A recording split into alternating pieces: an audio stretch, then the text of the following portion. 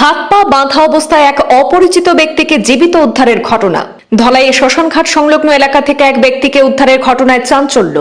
কে তিনি, কেন তার হাত পা বাঁধা, 4 দিন ধরে কোথায় ছিলেন, অপহরণ নাকি অন্য কিছু, তদন্তে নেমেছে পুলিশ।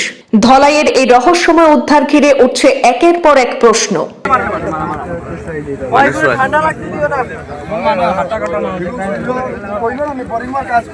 কাছাড় জেলার ধলাইয়ে এক চাঞ্চল্যকর ঘটনাকে কেন্দ্র করে ব্যাপক আতঙ্ক ছড়িয়েছে।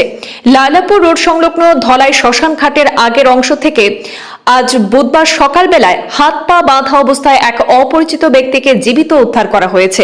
স্থানীয় সূত্রে জানা যায়, ভোরে মর্নিং ওয়াকে বেরোনো কয়েকজন বাসিন্দা রাস্তার পাশে ওই ব্যক্তিকে পড়ে থাকতে দেখেন। তার হাত ও পা শক্তভাবে বাঁধা ছিল এবং তিনি গুরুতর অসুস্থ অবস্থায় ছিলেন। সঙ্গে সঙ্গে খবর দেওয়া হয় ধলাই থানায়। উদ্ধার হওয়া ব্যক্তি দাবি করেন তার বাড়ি নাকি সোনাবাড়ি ঘাট এলাকায় এবং গত 4-5 দিন ধরে তাকে একটি জঙ্গলের মধ্যে আটকে রাখা হয়েছিল।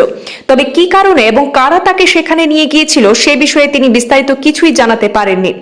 খবর পেয়ে ধলাই থানার পুলিশ দ্রুত ঘটনাস্থলে পৌঁছে ওই ব্যক্তিকে উদ্ধার করে থানায় নিয়ে যায়। পুলিশ জানিয়েছে ঘটনার তদন্ত শুরু হয়েছে। এটি অপহরণ নাকি অন্য কোনো অপরাধের সঙ্গে ঘটনার যোগ রয়েছে তা খতিয়ে দেখা হচ্ছে। এই ঘটনাকে কেন্দ্র করে ধলাই এবং আশপাশের এলাকায় চরম উদ্বেগ এবং আতঙ্কের পরিবেশ তৈরি হয়েছে। এখন পুলিশি তদন্তের দিকেই তাকিয়ে গোটা এলাকা। কেন কি হয়েছে দাদা? আমরা সকালবেলা ইনফরমেশন পাইছি আমরা যে আরজানপুর রাস্তার এখানে একটা অজ্ঞাত মানুষের এখানে হাত পাও বাঁধ দিয়ে ফালানি হয়েছে, চোখ বাঁধা ছিল, যেটা আমরা সবাই আইয়া সচক্ষে দেখলাম। হ্যাঁ, আমার ভাতিজা আমার সকালে ইনফরমেশন দিছিল অনুপ, তো আমরা পুলিশ ধনুরঞ্জন দাস স্যারকে আমরা ফোন করলাম। তো আইসিউ টাইম হওয়ার পরে টাইম উদ্ধার করে নিয়েছি। আমার বাবুলদা আছে, আমার পিসা আসুন বা আমরা জনসাধারণ যারা আছি সবাই তারা দেখছে। মানুষটা তার কথায় বোঝা গেল যে হ্যাঁ সোনাবাড়ি ঘাটের মানুষ।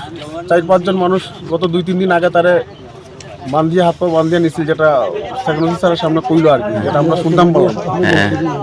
তো যাক, মানুষটা এখন জীবিত আছে। হ্যাঁ, বাকি তদন্তে প্রকাশ পাইব তারা কোন কিভাবে তারা কিবা কিতা হইল এটা বুঝা যাইব আর কি। ঠিক আছে, অতটুকুই আমরা যেটা বুঝতাম পারলাম আর কি। ঠিক আছে, ধন্যবাদ।